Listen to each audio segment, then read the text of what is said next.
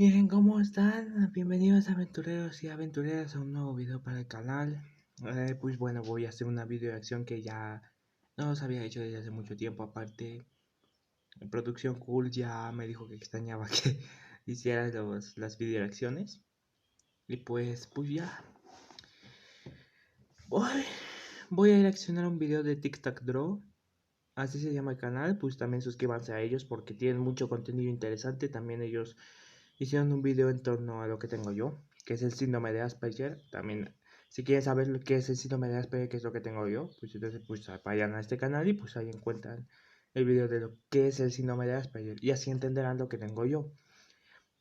Vamos a ver sobre una mitología que se llamaba Aracne, el mito de la arrogancia.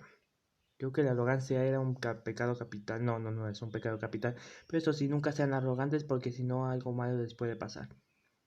Porque como dice mi mamá, lo que te pase a ti, lo que tú hagas, te va a pasar a ti. Y pues entonces, pues no.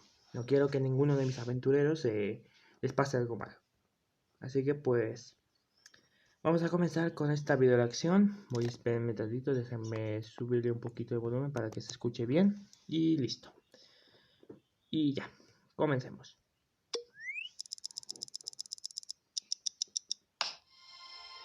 Hola TikTokers, bienvenidos a un nuevo domingo mitológico.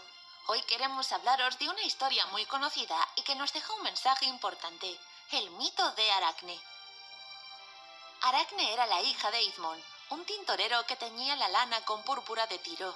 Vivían en Colofón, una ciudad costera de la antigua Grecia. La joven era una extraordinaria tejedora. Sus trabajos eran tan delicados y elaborados que recibía encargos de todas las partes del mundo. Los rumores acerca de su gran talento no tardaron en expandirse, y eso provocó que su autoestima creciera demasiado. Se convirtió en una joven arrogante, e incluso se jactaba de ser mejor que Atenea, la diosa de la sabiduría y la artesanía. Al principio, la diosa no hizo caso de las habladurías del pueblo, pero al conocer que la joven se había vuelto tan vanidosa, se enfadó mucho y tomó una decisión. Se camufló en forma de anciana y visitó a Aracne. Le advirtió de que ofender a los dioses podría ser peligroso. Era su forma de darle una oportunidad de arrepentirse. Pero la joven tejedora, lejos de eso, se lo tomó a risa. La diosa se enfureció por completo y volvió a su forma real. Así le propuso a Aracne un concurso. De esa forma pensaba que quedaría de sobra demostrada su superioridad y la mortal tendría que pedir disculpas. Atenea tejió la escena de su victoria sobre Poseidón. Ese momento propició que los ciudadanos de Atenas bautizaran la ciudad en su honor. Además, representaba el gran poder que tienen los dioses y el terrible destino que pueden sufrir los humanos si los retan. Era, por decirlo de alguna manera, una advertencia gráfica. En cambio, el tapiz de Aracne representaba de todo menos miedo. En él se podían ver los diferentes deslices románticos de los dioses. Había tejido a los dioses con forma de animal cometiendo diferentes infidelidades. Por ejemplo, Zeus engañando a Hera con Leda, Europa o Dánae. Esto fue tomado por Atenea como una burla. A sus ojos parecía que estaba llamando tontos a los dioses. A pesar de ello, no pudo negar la gran habilidad de la joven. Su excelente trabajo otorgaba movimiento a las escenas. Era algo que nunca antes había visto ni conseguido. Aracne no dejó en ningún momento de jactarse de su superioridad como tejedora, lo que acabó por enfadar del todo a la diosa de la sabiduría.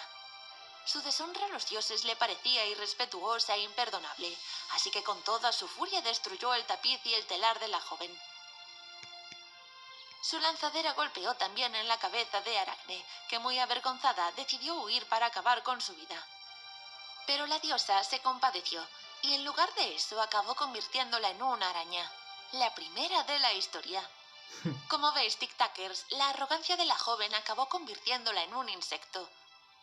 No es casualidad que eligiera a ese animal, pues como sabéis, TikTokers, las arañas son grandes tejedoras.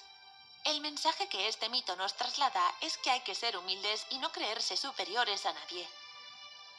Esta historia inspiró numerosas obras de arte, entre ellas uno de los cuadros más famosos de Velázquez, la fábula de Aracne. Coloquialmente se conoce como las hilanderas, y en él se pueden ver los momentos más importantes del mito. Aracne suele representarse como parte humana y parte araña. De hecho, ya en la actualidad, la joven se ha utilizado para representar a una superheroína, antes conocida como Spider-Woman, en varias series de Marvel Comics. ¿Qué decís, Tic-Tackers? ¿Os parece demasiado castigo para una joven? ¿Aprendería la lección?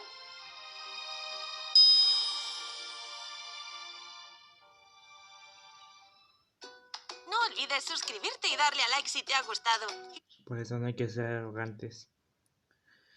Ay, bueno, este es un mito griego. Siempre los griegos han tenido como una forma de hacer que respeten a los dioses por medio de castigos. O sea, tú respetabas porque tenías que respetar. Así era antes. Lo sé muy bien porque he leído algunas cosas sobre los griegos. Ellos nomás eran como que... Ellos también eran politeístas. Politeísmo era que creían en varios dioses, como aquí en México, en Egipto. Ahí eran politeístas. Que creían en el dios del sol, el dios de la lluvia. En ellos creían en el dios de la tierra, el dios del agua, del océano o de otras cosas. También creían en monstruos y otras cosas que también se hicieron populares. Y si se preguntan qué es lo que tengo aquí atrás, pues es mi silla gamer, no es otra cosa de cabello o algo más. Porque sí parece como si tuviera cabello largo, miren. Sí parece, ¿verdad? Bueno, pero algo que sí estoy seguro es que, pues, la arrogancia no es buena. No es nada buena.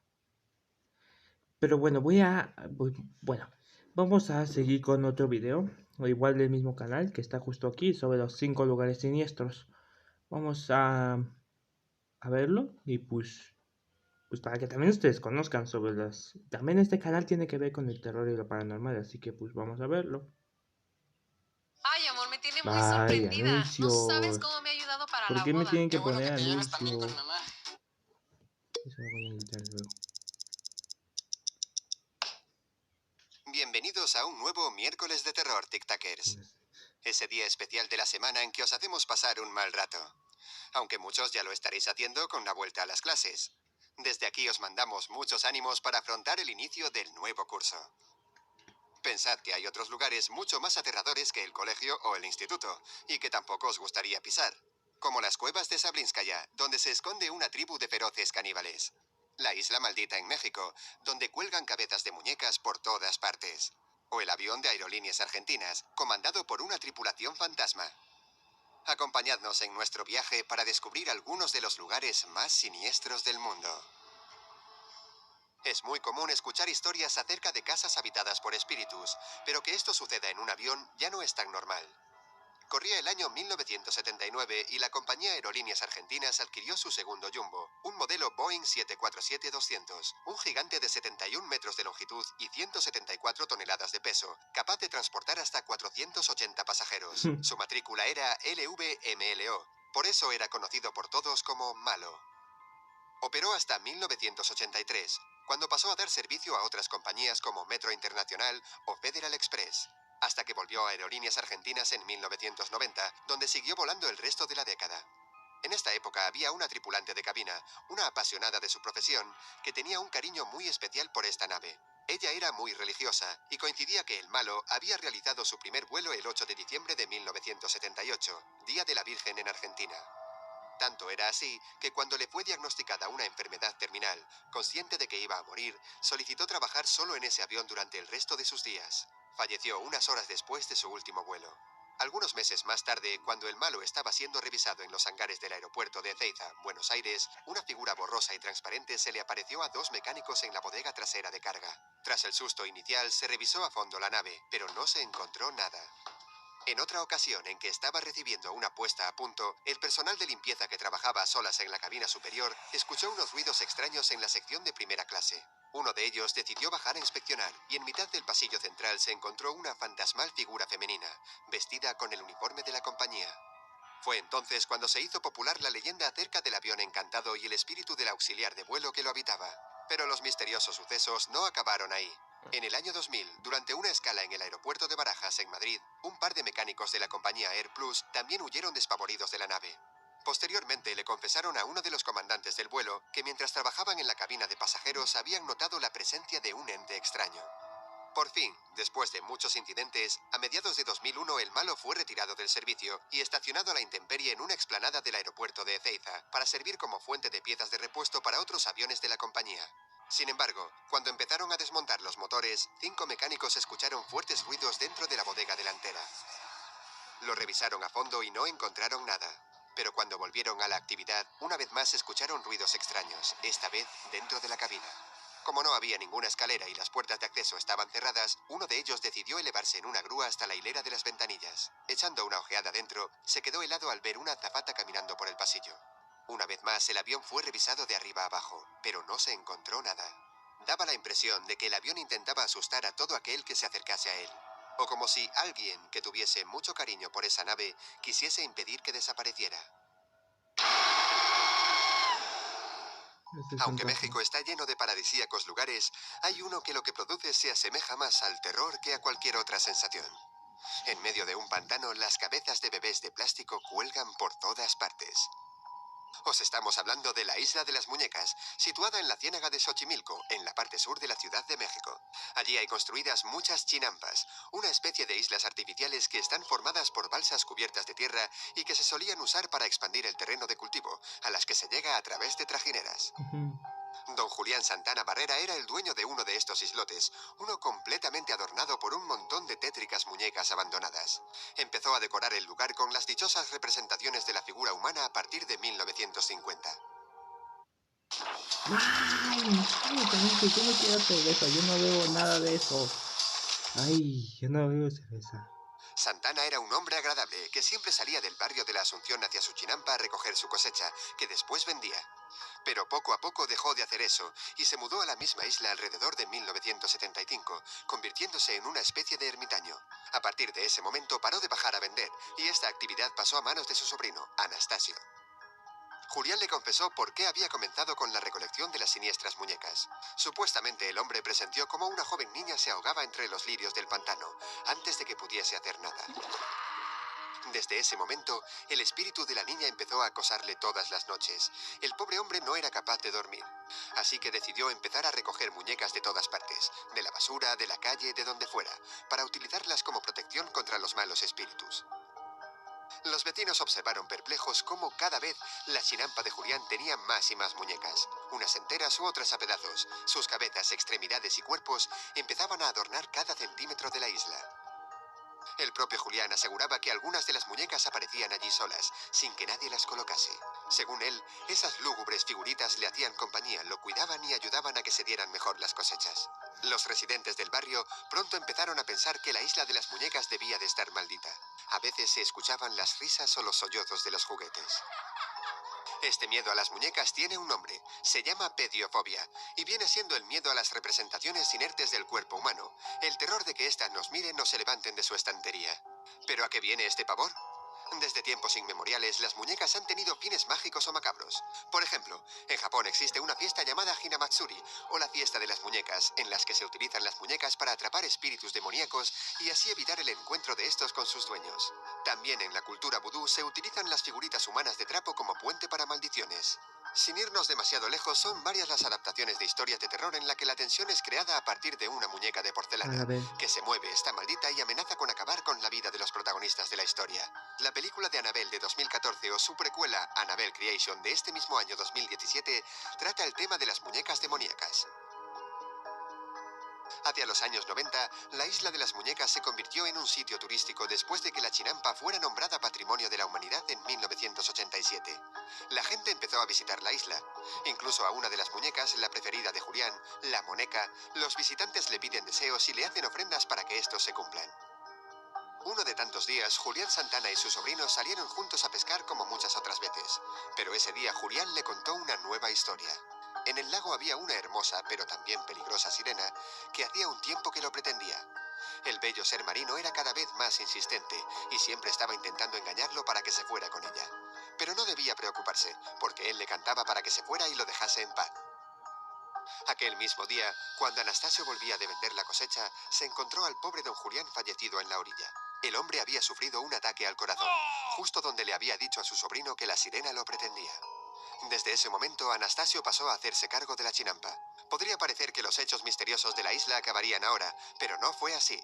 El sobrino de Julián aseguró escuchar en varias ocasiones cómo las muñecas se movían solas de un lugar a otro. A veces lloraban y escuchaba a su tío hablar con ellas para tranquilizarlas. Los turistas siguieron acudiendo a la isla y haciendo más ofrendas. Muchas de estas solían ser más muñecas que Anastasio siguió colocando en la isla en honor a su fallecido tío. Algunos visitantes no eran tan agradecidos y en lugar de dejar una nueva muñeca en la isla o simplemente no hacer nada, se llevaban alguna muñeca como souvenir. Pero estas personas acabaron abandonándolas por el terror que les causaban. La isla de las muñecas es un gran paraje turístico desde hace años. Los visitantes comentan que el lugar es a la vez hermoso y tenebroso.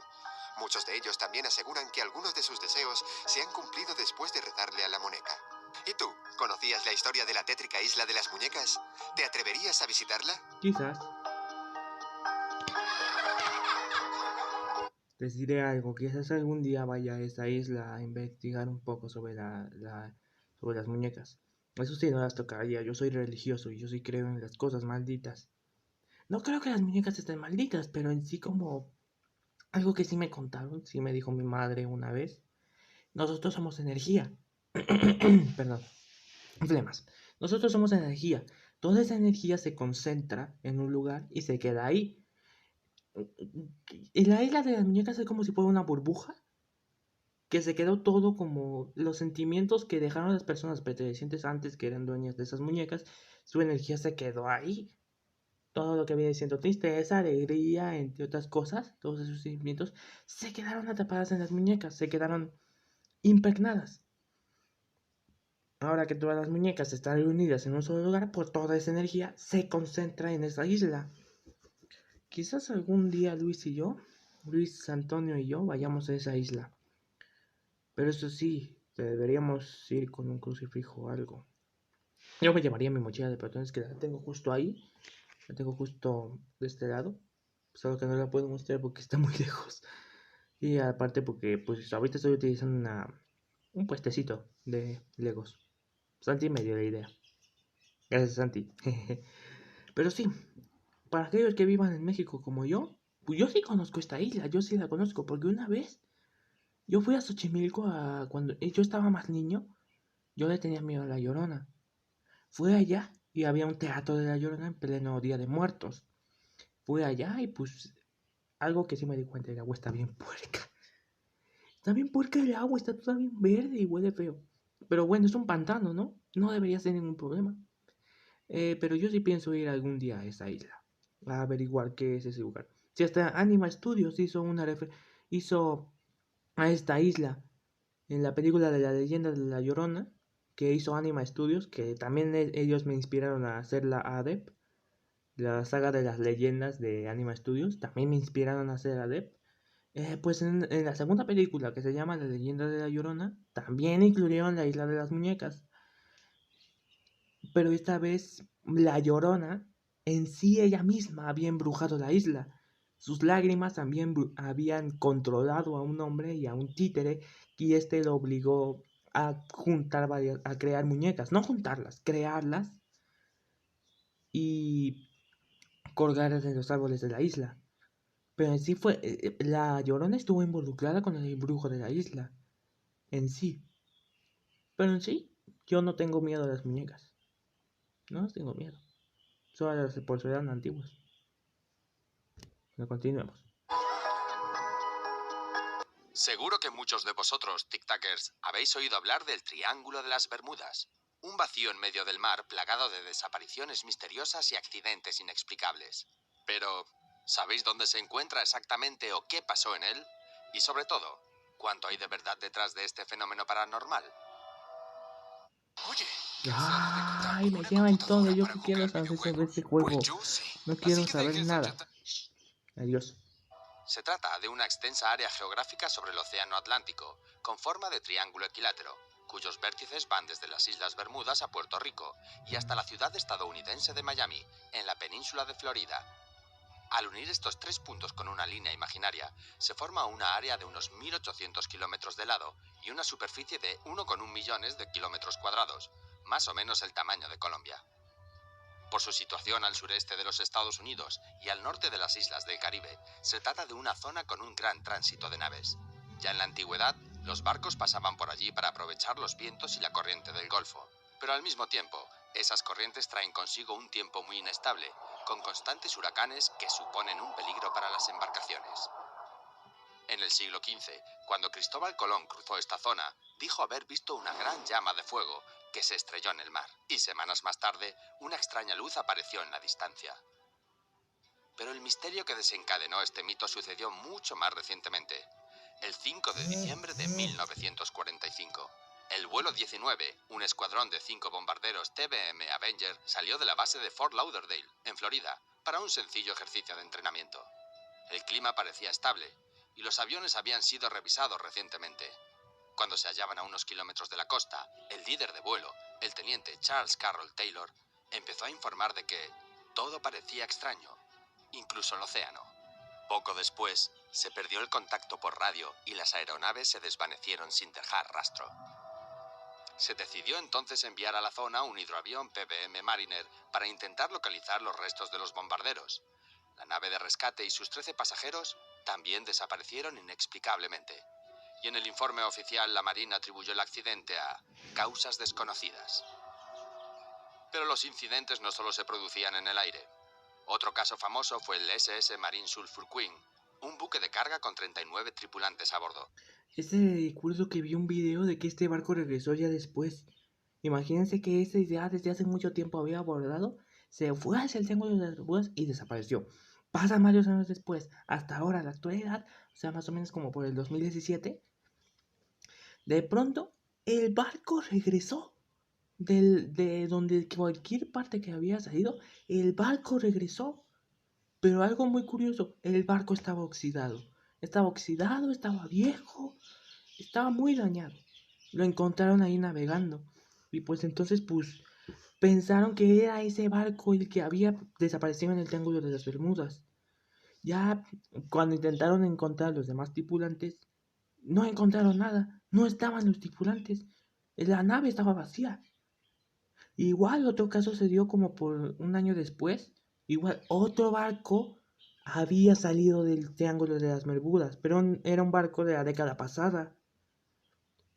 Había salido del Triángulo de las Bermudas, igual todo oxidado y sin tripulantes.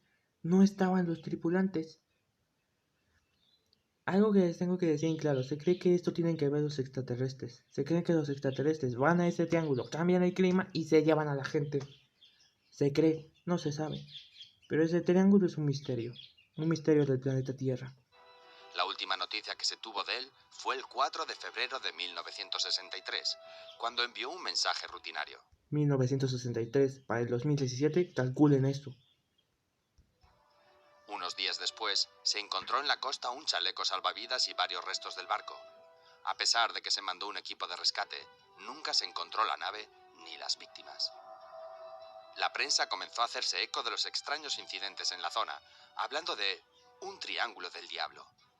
Pero la popularización de esta área a nivel mundial se produjo con la publicación en 1974 del bestseller El Triángulo de las Bermudas, del estadounidense Charles Berditch. En él, el investigador paranormal recopila muchos más casos, cientos de desapariciones de aviones y barcos, que demostraban que algo extraño sucedía en la zona. El libro vendió 20 millones de copias en más de 30 idiomas, y medio mundo se obsesionó en buscar una explicación, lógica o no, a estos extraños sucesos. Se habló de abducciones de seres extraterrestres, portales que conducían a otras dimensiones, hasta de la existencia en el fondo del mar de los últimos supervivientes de la civilización perdida de Atlantis, que con su avanzada tecnología interferían con el instrumental de las embarcaciones humanas. Aunque también ha habido otras teorías más científicas. Atlantis no puede ser, porque Atlantis estaba en medio del Atlántico. Se cree que estaba en medio del Atlántico y que por un cataclismo se hundió toda la isla de Atlantis por alguna razón. La única manera de hacerlo es reunir de nuevo a toda la Pangea. Para quienes no sepan qué era la Pangea, en la era de los dinosaurios era un supercontinente. Todos los continentes que ahora conocemos ahora no estaban así. Todos los continentes estaban unidos en uno solo. Era un supercontinente gigante. Pero con pasar el tiempo, ese continente se desprendió todo hasta crear los continentes que nosotros conocemos. América, África, Oceanía, Asia, Europa, entre otros. Bueno, creo que esos son los únicos. Pero en sí, esa era la Pangea. Y la única forma de saber si Atlantis existía es reunir todos los cachos de la Pangea. Y si queda un espacio vacío, es que ahí estaba Atlantis. Pero Atlantis estaba en medio del Atlántico, no en el Triángulo de las Bermudas. Como anomalías en el campo magnético de la Tierra que inutilizarían las brújulas de navegación, o la emisión de burbujas de gas metano desde el subsuelo marino, que al emerger hundieron los barcos en cuestión de minutos. Incluso un estudio asegura que en la zona pueden producirse olas de hasta 30 metros de altura. Lo cierto es que detrás de la teoría del Triángulo de las Bermudas hay muchas verdades a medias. Las investigaciones de otros periodistas, como el también estadounidense Larry Kush, demostraron que Charles Berlitz había falseado algunos casos para darle más misterio al libro. Manipulaciones como cambiar las condiciones meteorológicas de malas a buenas o situar en el área sucesos que no habían pasado allí. Quizás se hace. Hasta llegó a inventarse completamente alguno de ellos. Descarga ¡Ay, Simply Piano hoy. Mi nombre es Espérame Orana y te tantito, recomiendo Stephanie. Simply Piano. No quiero aprender piano. El sentido común nos dice que al haber tanto tránsito aéreo y marítimo, no es extraño que se produzcan tantos accidentes. Stephanie, yo no te grité, ¿ok? No es una ofensa. Es que ahorita estoy haciendo una video reacción. Pero sí, el Triángulo de las Bermudas todavía sigue siendo un misterio hasta el día de hoy. Todavía no se sabe qué es lo que sucede en ese lugar. Extraterrestre, es un demonio ahí, que haya algo que ahí en el cambio atmosférico de la Tierra, no se sabe. Se cree que hay tornados ahí, que los tornados ahí absorben los barcos y por alguna razón eso los lleva a otra dimensión. ¿Quién sabe qué anomalía se hace ahí en esa parte de la Tierra? ¿Quién sabe qué anomalía se hace ahí? De hecho, la gran aseguradora marina, Lloyds, ha determinado que la proporción es similar a otras zonas del ecuador terrestre y no cobran ninguna tasa extra a sus barcos por pasar a través de ella. Y la Administración Nacional Oceánica y Atmosférica de los Estados Unidos tampoco reconoce su existencia, por eso no figura en los mapas. Sentimos romper vuestras ansias de misterio, tic-tackers, pero lo cierto es que aunque la teoría del Triángulo de las Bermudas no se sustente en general, muchos de los casos particulares de accidentes o desapariciones siguen hoy sin explicación. Así que os animamos a leer más sobre ellos y tratar de buscar una explicación. ¿Quién sabe? Puede que os encontréis con un enigma mucho mayor. En la ciudad de San José, en California, existe un tétrico y gigante edificio que ocupa la enorme cantidad de 20.000 metros cuadrados, la Winchester Mystery House, una de las construcciones más misteriosas e inverosímiles Esa la conozco. Es la mansión Winchester y se hizo una película sobre ella. de todo el mundo. El origen de esta historia es bastante sangriento. Se remonta a la creación del rifle Winchester. El Winchester fue una de las armas que más vidas quitó en la lucha entre los nativos americanos y los estadounidenses en la década de 1860. En 1880, William Wirt Winchester heredó la empresa de su padre, que se había convertido en multimillonario gracias a la conocida arma y demás arsenal posterior. Como si de una maldición se tratase, William falleció tan solo un año después, a la edad de 43 años, dejando sola a su esposa Sarah, la que recibió una ingente cantidad de dinero, unos 20 millones de dólares de la época, que equivaldrían a unos 500 millones a día de hoy, y cobrando además la gran suma de $1.000 diarios, que Eso conviértalos a pesos mexicanos. serían unos 25.000 actualmente. Tras la muerte de su esposo, su mente se quebró por completo. La pareja ya había perdido a una hija cuando ésta solo tenía 4 años. Y tras el fallecimiento de William, Sarah se quedó completamente desconsolada. Intentó buscar una explicación lógica a su desgracia, pero estaba tan dolida que fue incapaz. Así que decidió buscarla en el mundo paranormal. La mujer visitó a una medium en busca de respuestas. La bruja le aseguró que estaba maldita. Maldita por beneficiarse de la muerte de tanta gente y que todos los espíritus de los fallecidos ante las armas de la familia de su marido la acosarían el resto de su vida. Para evitar una muerte temprana, la ocultista le dijo que debía crear una casa. Pero no una casa cualquiera. Un hogar para los muertos que la dejarían en paz mientras el edificio no estuviese terminado. Así, Sarah Winchester en 1884 se hizo con un gran terreno en San José, donde ya había una pequeña granja de 8 habitaciones. Contrató una legión de obreros que empezaron a reformar la casa. Sería una casa en la que siempre habría alguien trabajando, todos los días del año hasta la muerte de la señora Winchester. Sarah tuvo miedo de que si no participaba en la obra, los espíritus fuesen en su busca. Entonces decidió que ella misma la dirigiría. De aquella pequeña granja construyó un edificio tremendamente ostentoso. En cierto momento la casa llegó a alcanzar los 7 pisos de altura, pero tras el gran terremoto de San Francisco en 1906, la estructura sufrió graves daños y los obreros tuvieron que derribar gran parte del edificio. Sarah entendió esto como un mensaje de los espíritus. Actualmente la vivienda consta de 4 pisos en su altura máxima. La obsesión de Sarah por los fantasmas también hizo que se tirasen muchas partes de la casa para luego volver a construirlas. Ordenó colocar extrañas trampas para los fantasmas. Puertas que llevan a paredes en blanco, incluso que llevan al exterior, pero en un piso superior y sin ningún tipo de balcón. Extrañas ventanas interiores como ventanas en el suelo, escaleras que no llevan a ningún sitio o torreones sin sentido. Todo un laberinto. La señora Winchester conocía cantidad de ritos, simbología y técnicas de encriptación. Muchas de las obras aparentemente producidas por la locura de Sarah tenían un significado escondido. Por ejemplo, ella siempre pensó que el número 13 la protegería de la muerte. Por eso la casa tiene 13 baños, de los cuales a uno de ellos se llega cruzando una escalera de 13 escalones y que tiene 13 ventanas. El pavimento de la entrada está dividido en 13 secciones. En el dormitorio de Sarah hay un armario con 13 ganchos en los que colgaba 13 vestidos que utilizaba en sus sesiones de espiritismo. También hay 13 cúpulas de cristal. Hasta su testamento estaba dividido en 13 secciones y fue firmado 13 veces. Las excentricidades de Sarah nunca desaparecieron. Es más, fueron empeorando. Se dice que se cubrió la cara con un velo oscuro para que nadie le viera nunca el rostro. Supuestamente nunca durmió en la misma habitación 2 noches seguidas. Así los espíritus no sabrían dónde encontrarla. También construyó una sala de espiritismo para poder hablar con los muertos. El 5 de septiembre de 1922 y a la edad de 82 años, Sarah Winchester falleció, después de pasar 38 años construyendo su casa para los muertos. Hasta la fecha había invertido en la casa más de 5 millones de dólares, unos 70 millones actuales. Todas sus pertenencias las heredó su sobrina, Miss Marian Merriman Marriott, que en los últimos años de vida de Sarah se había convertido en su secretaria personal. Su sobrina tomó todo lo que quería y vendió el resto en una subasta privada.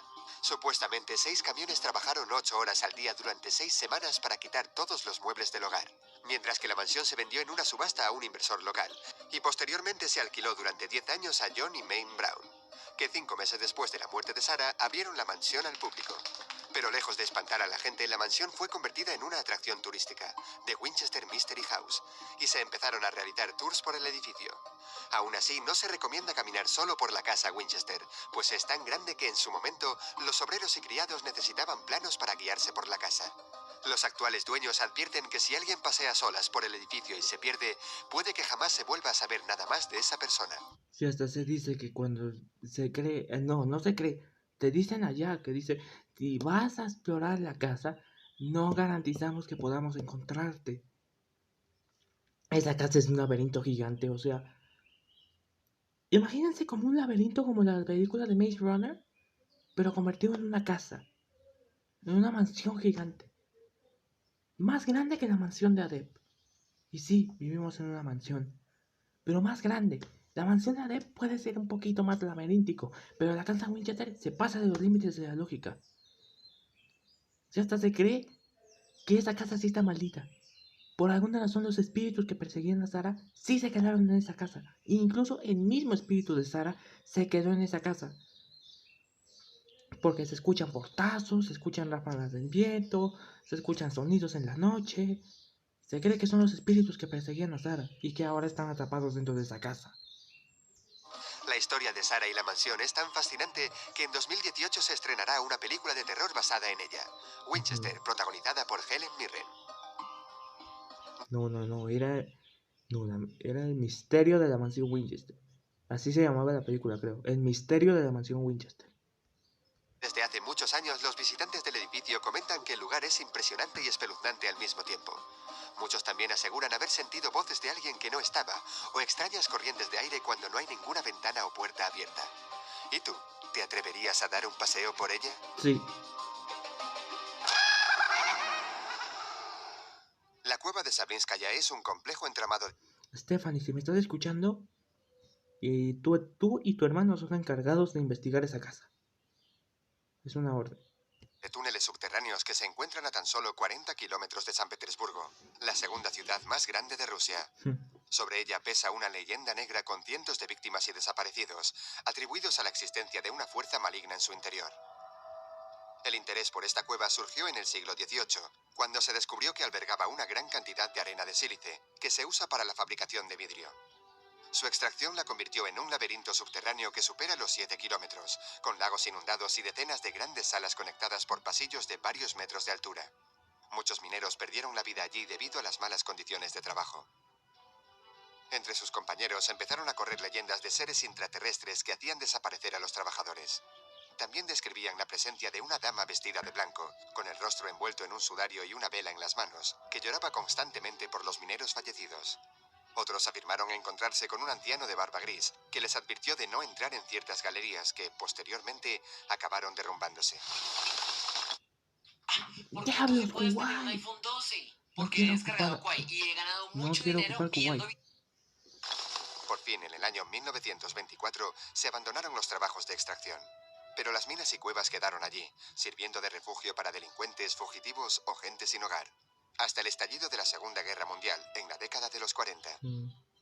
Las tropas nazis comenzaron la invasión de tierras rusas, y el primer gran objetivo de Hitler era arrasar por completo la ciudad de Leningrado, actual San Petersburgo, para hacerla servir como golpe moral al resto del país. Las tropas alemanas llegaron a sus puertas en septiembre de 1941, pero el ejército ruso y la población, de casi 3 millones de personas, soportó valientemente el ataque.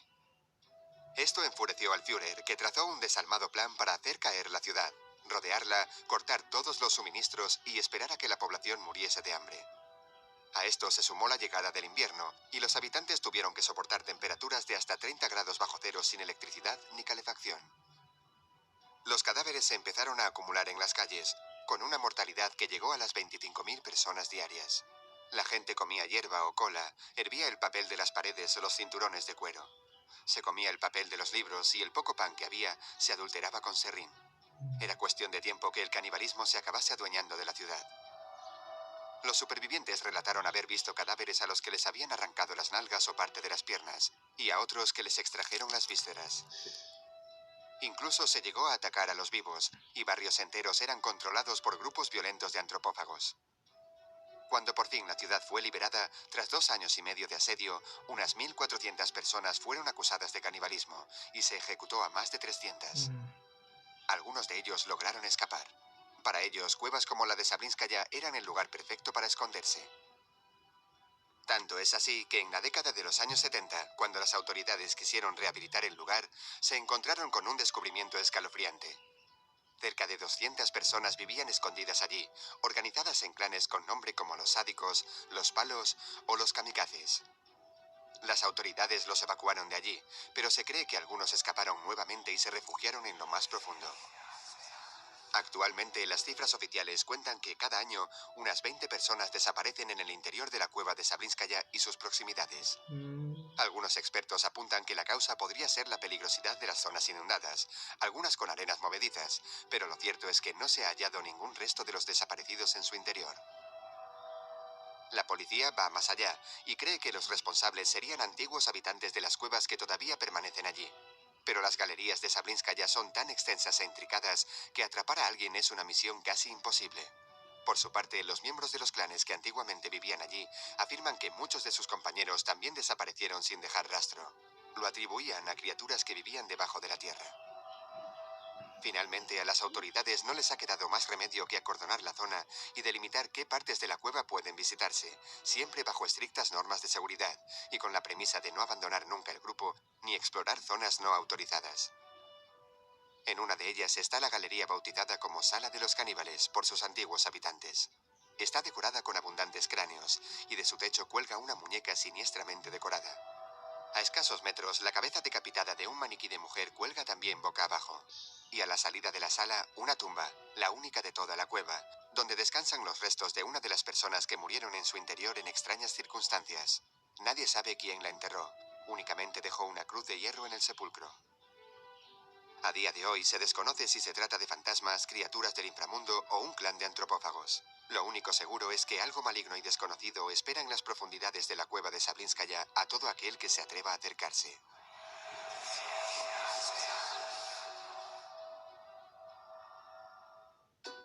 No olvides suscribirte y dar... Vale, pues sin nada más que decir, eso sería todo por hoy. Sería todo por hoy y eso de las cuevas de Sablinskaya pues ya después, pues si hacemos un equipo de expedición. Y sin nada más que decir, aventureros. Espero que les vaya bien, todo bien. Y nos vemos en el siguiente video. Mucha suerte y hasta la próxima, aventureros.